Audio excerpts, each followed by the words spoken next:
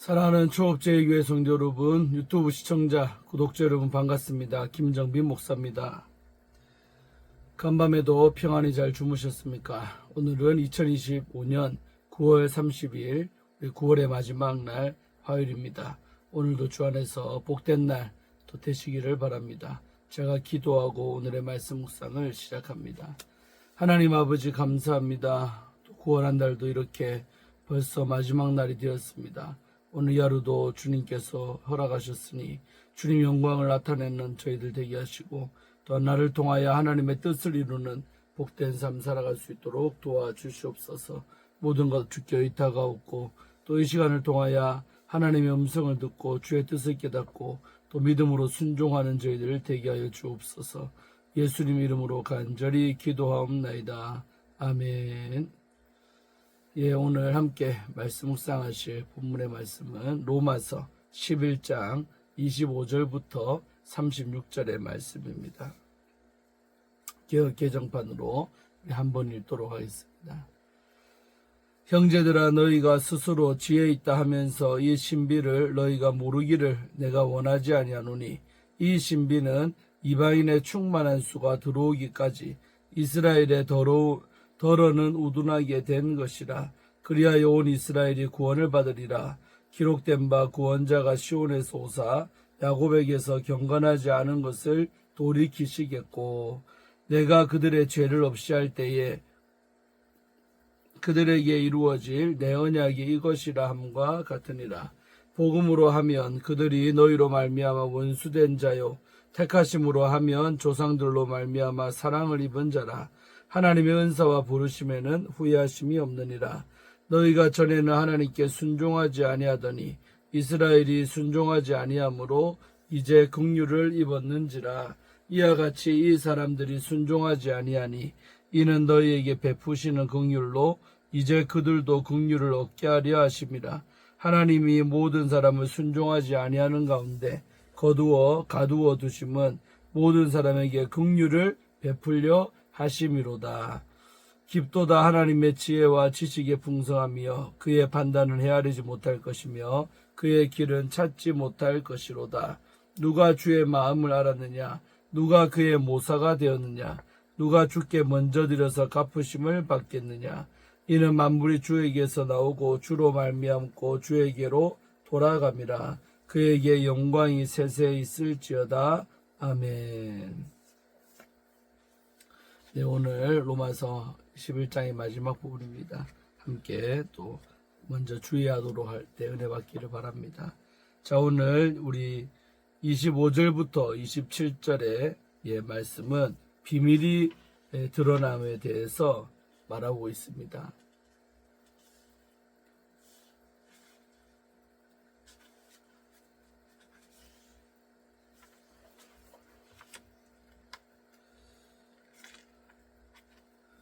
바울은 앞서 설명한 유대인과 우리 이방인의 그런 관계, 또 그들을 구원하기 원하시는 하나님의 이 구속사적 계획을 비밀의 경륜으로 설명을 합니다. 그 비밀의 경륜은 이방인의 충만한 수가 들어오기까지 이스라엘 중 더러는 우둔하게 된 것입니다. 이 짧은 구절을 가지고 주석가들은 수백 년간 논쟁을 해왔습니다. 특히 온 이스라엘이 누구를 지칭하는가와 더불어 온 이스라엘의 구원 시점과 방식에 대한 논쟁이 아주 뜨겁습니다. 첫째는 온 이스라엘이 유대인을 대체한 교회 공동체를 의미한다는 해석입니다. 하지만 설득력이 떨어지는 주장입니다. 바울은 9장, 10장, 또 11장에서 그와 같이 진술한 적이 단 한 번도 없으며 비슷한 뉘앙스도 드러낸 적이 없습니다. 오히려 유대인의 특별한 위치와 구원에서 우선됨을 강력하게 주장을 하지요.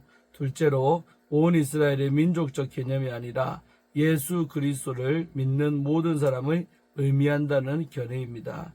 하지만 바울은 9장에서 11장에서 이스라엘이라는 용어를 민족적 개념으로 사용하고 그 외의 사람들을 이방인으로 지칭을 합니다.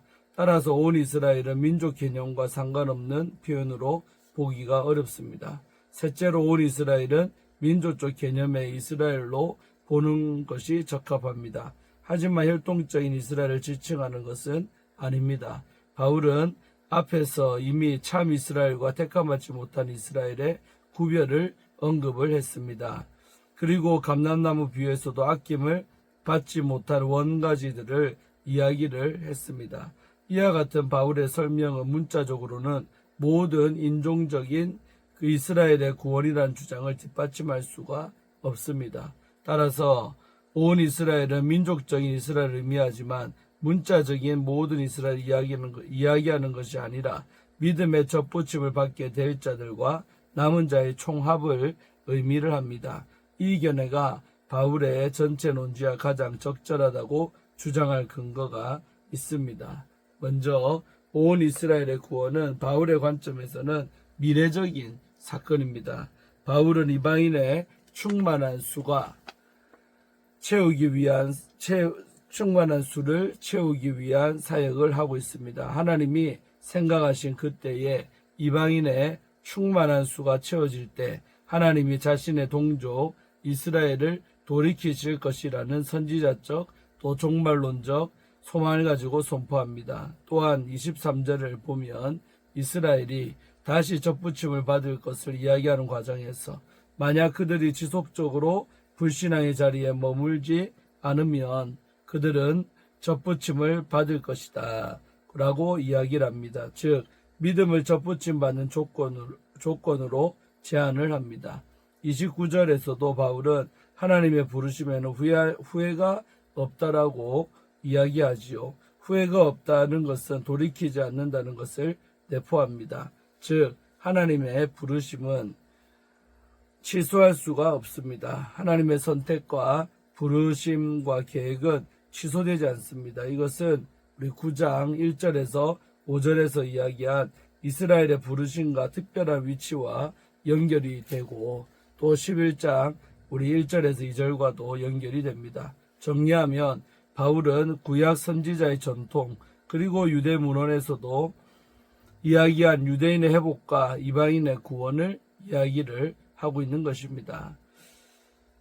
언약에 성실하신 하나님은 이스라엘에게 주신 언약을 이루기 위해서 민족적 이스라엘을 회복시킬 것입니다. 그렇기에 바울은 이스라엘이 회복되어 영적으로 다시 새롭게 될 마지막 때에 대한 소망을 드러내고 있습니다. 이 관점은 미래적 종말론의 모습을 보이고 있습니다. 자, 그 다음에 우리 28절부터 32절까지의 말씀은 우리 이방인의 구원과 비밀과 목적에 대해서 말을 하고 있습니다. 28절에서 바울은 그들 그리고 너희라는 인칭 대명사를 통해 두 부류의 사람들을 다르게 표현을 합니다. 9장 10장 11장에서 이스라엘을 3인칭으로 묘사하며 이방인 그리스도인들을 2인칭으로 표현을 합니다. 그렇다면 그들은 이스라엘을 의미하며 너희는 이방인 그리스도인들이라고 볼 수가 있습니다. 바울은 이스라엘이 그리스도의 복음이라는 측면에서 이방인들과 원수가 되었지만 하나님의 택하심이라는 측면에서는 사랑을 입은 자라고 묘사합니다. 그리고 29절에 중요한 선포를 합니다. 하나님은 변치 않으시기에 그분의 은사, 다른 말로 이제 은혜죠.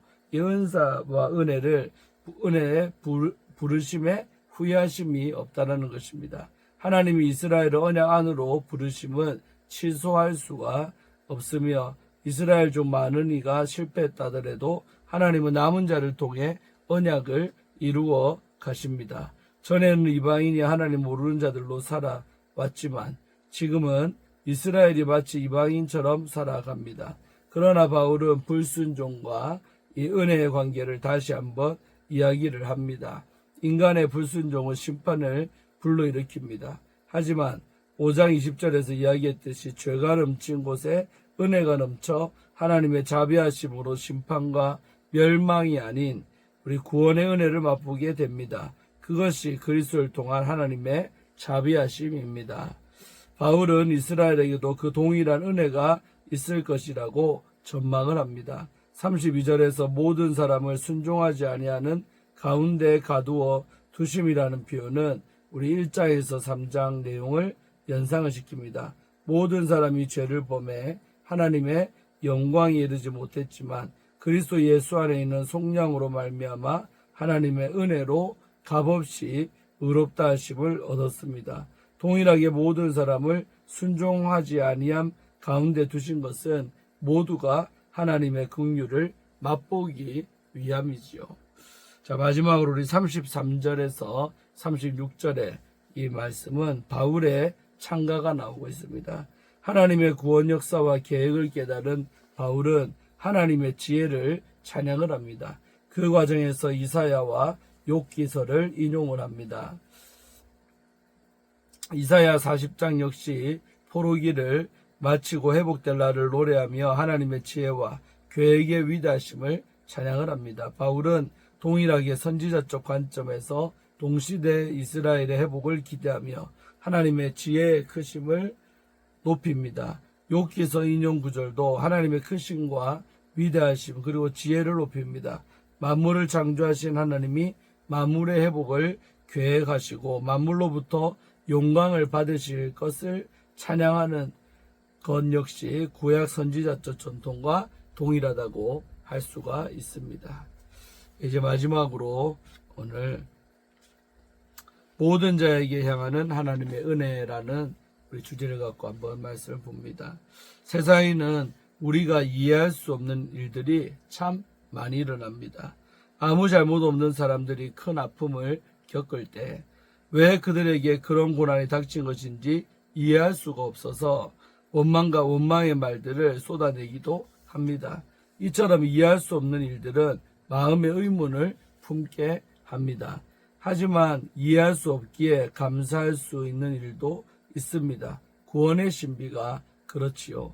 오늘 본문에서 바울은 이스라엘을 향한 하나님의 구원을 신비라고 표현을 하며 이방인 성도들이 그 신비를 올바로 이해함으로 교만하지 않기를 권면합니다. 구원의 신비를 간직한 우리는 어떤 믿음의 모습으로 살아야 하겠습니까? 첫째로 구원의 신비를 간직한 우리는 교만에 빠지지 않도록 경계를 해야 합니다. 구원의 신비는 모든 사람을 향한 하나님의 은혜입니다. 바울은 이방인 성도들에게 이 신비를 잊은 채 스스로 지혜 있다 착각하고 교만에 빠지지 말라라고 경고합니다. 그들에게 허락된 구원은 그들에게 자격이 있어서가 아닌 그리스도의 은혜로 말미암은 것입니다. 우리가 하나님의 자녀된 것도 신비입니다. 죄의 종으로 살던 우리에게 주님이 찾아오셨습니다. 그리스도의 은혜도 의롭다 여김받는 하나님의 그리스도의 은혜로 의롭다 여김을 받아 하나님의 자녀가 되었습니다. 그러므로 우리는 주님이 가신 길을 겸손히 따라가야 합니다. 다 이해할 수 없을지라도 주님이 가신 길이기에 따라가야 하는 것입니다. 주님을 따르는 믿음의 여정을 통해 이 구원의 신비를 전하는 성도가 되기를 간절히 소망합니다. 둘째로 구원의 신비를 간직한 우리는 세상의 긍휼의 하나님을 전해야 합니다. 오늘 본문에서 바울은 이스라엘이 하나님을 떠났을지라도 하나님의 언약 안에서 여전히 사랑받는 자들이라고 말합니다. 하나님이 이스라엘의 조상들과 맺으신 언약이 은혜에 기초한 것이기에 계속된다라는 뜻이지요. 바울의 선포는 하나님의 긍휼의 은혜를 깨닫게 합니다. 하나님의 은혜는 사람의 행위나 자격에 따라 주어지는 것이 아닙니다. 바울은 이방인에게 긍휼이 임했듯 이스라엘도 긍휼의 은혜를 입을 것이라고 말합니다. 우리가 모두가 불순종 아래 우리가 갇혔기 때문에 모두에게 긍휼의 은혜가 필요한 것입니다. 이 진리는 오늘 우리에게도 동일하게 적용됩니다. 우리가 하나님 앞에 설 수 있는 이유는 긍휼의 은혜 때문입니다. 따라서 성도된 우리에게 맡겨진 사명은 하나님의 긍휼을 세상에 전하는 것입니다. 친구, 이웃, 동료들에게 자신이 경험한 하나님의 긍휼을 전하는 성도가 되기를 간절히 소망합니다. 그리고 마지막으로 우리는 사람의 지식과 생각으로 다 이해할 수 없는 하나님을 찬양해야 합니다.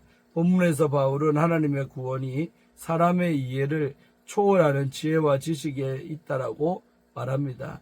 누구도 하나님의 생각을 온전히 이해하거나 하나님의 좋은 자가 될 수 없습니다. 모든 것이 하나님께로부터 나오고 하나님으로부터 말미암으며 하나님께로 돌아가기 때문에 모든 영광은 하나님께 향해야 합니다. 그렇기에 바울은 하나님을 찬양합니다. 사랑하는 성도 여러분, 하나님의 구원은 우리가 다 이해할 수 없는 신비입니다. 그러나 우리는 그 신비 안에서 하나님의 은혜를 경험합니다. 우리의 한계와 연약함을 인정하고 하나님의 무한하신 지혜를 경외하며 하나님께 영광 돌리는 것이 은혜 받은 자의 마땅한 반응입니다. 삶의 자리에서 이해할 수 없는 일들을 경험할 때 분노와 원망의 말들을 쏟아내기보다 그럼에도 불구하고 은혜를 거두지 않으시는 하나님을 찬양하는 성도가 되기를 기도합니다. 사랑하는 성도 여러분, 이스라엘의 완악함과 이방인의 구원도 장차 이루어질 이스라엘의 회복도 모두 하나님의 계획 안에 있습니다. 하나님은 사람의 불순종조차도 긍휼의 통로로 사용을 하십니다. 우리는 은혜로 접붙임 받은 자들입니다. 이 은혜를 당연히 여기지 말고 날마다 감사함으로 살기를 주의 이름으로 축원합니다. 하나님은 신실하시며 긍휼이 풍성한 주님이십니다. 우리가 다 이해하지 못할 때에도 하나님은 가장 선하고 완전한 길로 우리를 인도하시는 분입니다. 그 은혜를 찬양하는 성도님 되시기를 주의 이름으로 축원을 드립니다. 아멘. 예, 오늘 이렇게 해서 오늘 큐티 말씀 마치겠습니다. 참 은혜롭지요. 그래서 우리가 하나님의 그 긍휼하심과 은혜를 선포하며 또 감사하며 살아가는 그런 주 있기를 바랍니다. 자, 기도하고 오늘의 말씀상 마칩니다. 하나님 아버지 감사합니다. 오늘도 이 아침에 로마서 11장의 이 말씀들을 통하여 은혜 받게 하심에 감사합니다. 하나님의 지혜를 찬송합니다. 참으로 우리 같은 사람들을 구원하신 그 하나님의 놀라운 은혜를 우리가 먼저 경험한 자로서 아직도 그 은혜를 모르고 살아가는 많은 영혼들에게 전파하며 전도하며 살아가는 우리가 사명자들 다 되게 하여 주옵소서. 감사드리옵고 구원한 달도 주 안에서 잘 보내게 하시고 이제 내일이면 또 새로운 한 달 10월 달을 맞이하게 됩니다. 기다는 마음으로 잘 맞이하고 또 살아낼 수 있는 은혜를 허락하여 주옵소서. 모든 영광 주님께 올려드리옵고 예수님 이름으로 간절히 기도하옵나이다. 아멘. 할렐루야. 오늘도 복된 날 되시고 내일 수요일 아침에 또 수요일 저녁에는 예배로 만나겠습니다. 샬롬.